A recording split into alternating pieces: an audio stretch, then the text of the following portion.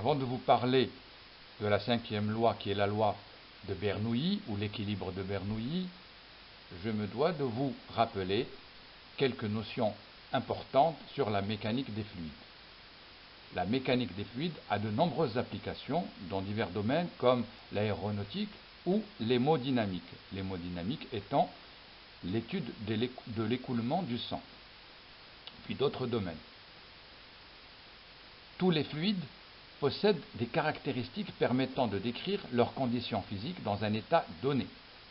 Parmi ces caractéristiques qu'on appelle propriétés des fluides, on a la masse volumique, ρ, qui est en kg par mètre cube, où m est égal à m sur v.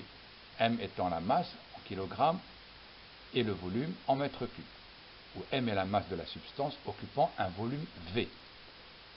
Le poids volumique, oméga, qui est égal à P que multiplie N sur grand V. V en mètre cube, bien entendu. P est la pression en newton, est égal à ρ que multiplie G, où P est le poids, P est égal à mg. La densité, c'est la masse volumique de fluide sur la masse volumique d'un fluide de référence. Ρ sur ρr, ρr étant un fluide de référence. Pour les liquides, le fluide de référence est l'eau. Ρ de l'eau est égal à 1000 kg par mètre cube, ou 1 g par centimètre cube. La viscosité. La viscosité, c'est une grandeur physique qui caractérise les frottements internes du fluide, autrement dit, sa capacité à s'écouler. Elle caractérise la résistance d'un fluide à son écoulement lorsqu'il est soumis à l'application d'une force, c'est-à-dire que les fluides de grande viscosité résistent à l'écoulement et les fluides de faible viscosité s'écoulent plus facilement. L'eau et le miel ne s'écoulent pas de la même manière, ni le sang total et son plasma. Si N, viscosité, si état, qui est la viscosité, est voisine de 0, le fluide est dit parfait ou idéal. Il s'écoule sans frottement. Si état est différent de 0, le fluide est dit réel, il s'écoule avec frottement. Vous voyez ici que l'écoulement pour une même inclinaison est différent suivant le état. État 1 est supérieur à état 2, qui est supérieur à état 3, qui est supérieur à état 4, état 4 étant le fluide le moins visqueux.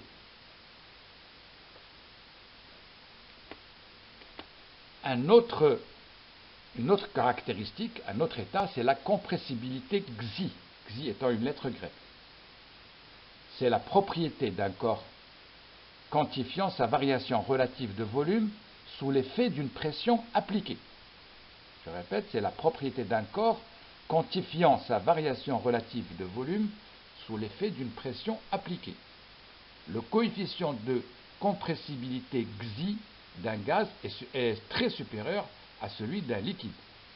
Donc les milieux gazeux sont considérés comme des milieux compressibles, l'azote, le dioxygène, le gaz carbonique, de la respiration par exemple, c'est des gaz biologiques de la respiration. Les milieux liquides sont considérés comme des milieux incompressibles, l'huile, l'eau ou le mercure étant un métal. Lorsqu'on exerce une pression sur un fluide incompressible, il y a transmission d'une force d'une particule à l'autre à l'intérieur de la substance. Ce phénomène force le liquide à sortir du récipient ou à se déplacer le long d'un tube ou d'une canalisation. Exemple, le sang poussé par le myocarde étant le nom scientifique du cœur. Alors, que nous dit le théorème de Bernoulli? L'énergie mécanique totale d'un fluide idéal circulant à débit constant dans un circuit hydraulique, cette énergie mécanique totale est toujours constante, ou bien la somme des pressions et des énergies mécaniques par unité de volume est constante tout le long d'un tube de courant. Ce que vous voyez ici, c'est que lorsqu'il y a rétrécissement d'un tuyau ou d'une canalisation ou d'un vaisseau sanguin à un certain niveau, vous avez une constante du débit. Le débit doit être constant. Pour cela, Bernoulli nous dicte sa loi qui dépend d'un certain nombre de facteurs. Il dépend de la vitesse du fluide en un point donné. Cette vitesse, comme vous le savez, est en mètres par seconde. Il dépend également de l'accélération de la pesanteur en newton par kilo ou mètre par seconde moins 2 ou la gravité terrestre qui est égale à 9,81 mètres seconde moins 2. Il dépend également de Z. Z, c'est la différence de hauteur entre deux points donnés d'un vaisseau sanguin, par exemple, ou d'une canalisation. Z est égal à H2 moins H1 en mètres. Il dépend également de la pression exercée par le fluide sur le vaisseau sanguin. Cette pression en un point donné est exprimée en pascal ou en newton par mètre carré, divisé par ρ. ρ étant la masse volumique en un point donné, en kilogrammes par mètre cube. Tout cela constitue une constance V au carré sur 2 plus G fois Z plus P sur ρ doit toujours être constant. Le fluide, au niveau du rétrécissement, accélère. Pour que l'ensemble de l'énergie soit constante, il faut une accélération des molécules, des cellules sanguines par exemple, au niveau du rétrécissement. C'est une constante.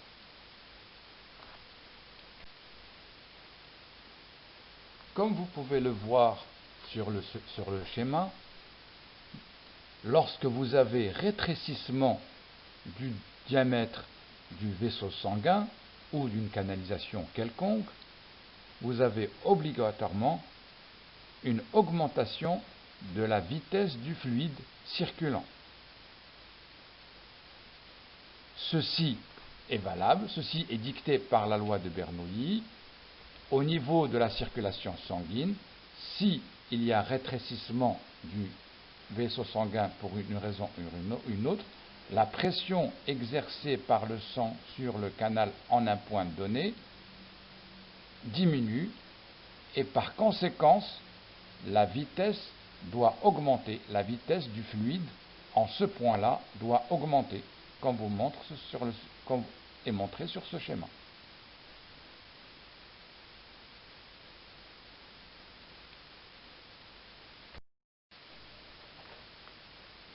Une application remarquable de la loi de Bernoulli et de la constance de la loi de Bernoulli, c'est la mesure de la pression sanguine au niveau du cœur, du pied ou du cerveau d'un individu couché. Lorsque nous mesurons la pression sanguine, nous observons des valeurs pratiquement similaires entre la pression au niveau du cœur, au niveau de la crosse aortique du cœur, de l'artère aorte, nous trouvons 13,3 kPa. Lorsque l'on mesure la pression sanguine au niveau du cerveau d'un homme couché, la pression au niveau du cerveau est de 13,2 kPa. Au niveau des pieds, elle est de 13,1 kPa. Donc, que ce soit au niveau du cœur, qui est à l'origine de la propulsion sanguine, ou des niveaux cerveau ou pied, nous n'avons pratiquement pas de différence. Les petites différences sont faibles, qui sont dues simplement à la viscosité du sang. Lorsque l'individu est debout, les pressions changent. Au niveau du cœur, c'est toujours qui est la zone de propulsion du sang est de 13,3 kPa. Au niveau des pieds, la pression est bien supérieure, est de 26,8 kPa. Pourquoi? Parce qu'elle en fait intervenir dans la loi de Bernoulli le facteur Z, qui est la hauteur. Donc au niveau des pieds, c'est la pression sanguine au niveau du cœur, plus ρ GH au niveau du cœur par rapport au niveau des pieds. Donc c'est un facteur additif. Lorsque l'on mesure la pression au niveau du cerveau, vous avez Z, qui est la hauteur, elle est négative, donc la pression du cœur, moins ρ GH CV. Donc c'est une pression qui est bien inférieure à la pression du cœur, elle est née que de 9,3 kPa. Une conséquence importante de la loi de Bernoulli, c'est l'athérosclérose. C'est la première maladie cardiovasculaire du monde. Elle touche les vaisseaux sanguins et conduit aux dépôts anormaux qu'on appelle des athéromes. C'est ce que vous voyez sur votre schéma. L'athérosclérose peut toucher les artères de différents organes et notamment les artères coronaires qui sont les artères qui irriguent et donc qui oxygènent les cellules cardiaques. Qu'est-ce que sont ces plaques d'athérome? Ces plaques d'athérome sont constituées de cellules sanguines et de mauvais cholestérol. Vous savez que vous avez le bon cholestérol et le mauvais cholestérol. Ces plaques s'accumulent au fil des années sur la paroi interne des artères, provoquant par conséquence leur épaississement, leur durcissement et une diminution de leur élasticité. On parle alors d'athérosclérose. Ce rétrécissement engendre, d'après l'équilibre de Bernoulli, une augmentation de la vitesse du sang au niveau de l'athérome, ce qui peut l'obstruer quand il n'y a plus d'irrigation sanguine. Ça veut dire qu'il n'y a plus d'oxygénation de certaines cellules. Celles du cerveau ne supportent pas un manque d'oxygène trop longtemps. Et donc, une nécrose s'installe et elle peut être fatale. C'est ce qu'on appelle l'AVC ou l'accident vasculaire cérébral. Elle peut également provoquer un infarctus.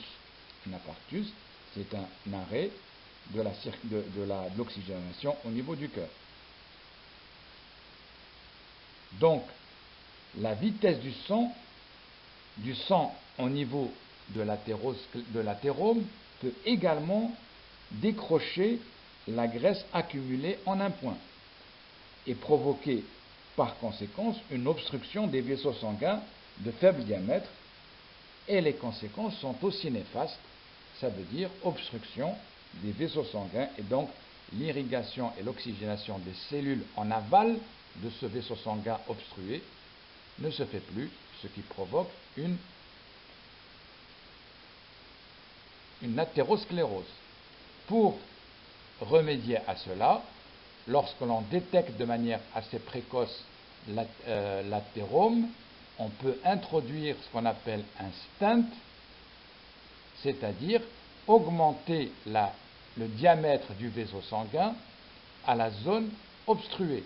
Et donc, la vitesse sanguine, la vitesse du débit sanguin restera la même et ne provoquera pas, dans ce cas-là, de décrochement de la plaque d'athérome ni d'obstruction.